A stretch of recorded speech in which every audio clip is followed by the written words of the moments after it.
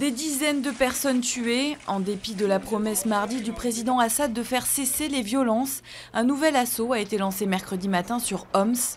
Au lieu de la contestation syrienne, la ville est la cible depuis 5 jours d'une violente offensive.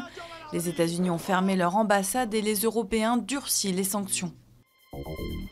Éric Woerth est arrivé au tribunal de Bordeaux où il devrait être mis en examen.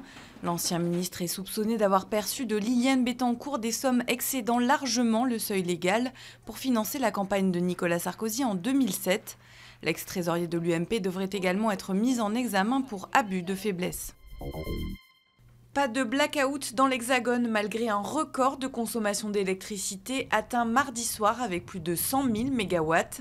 55 départements sont toujours placés en vigilance orange et la vague de froid devrait encore durer plusieurs jours. Elle a déjà fait 470 morts en Europe. Rick Santorum rebat les cartes dans la primaire républicaine.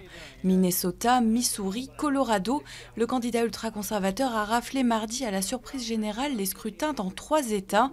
Il porte ainsi ombrage à celui qui reste favori de ce marathon électoral, le modéré Mitt Romney. Alberto Contador persévère. Le cycliste espagnol a assuré qu'il poursuivrait sa carrière malgré la suspension pour 2 ans annoncée lundi. Le coureur dit avoir vécu un calvaire depuis son contrôle antidopage. Sa suspension, qui le prive de la victoire sur le Tour de France en 2010, prendra fin en août prochain.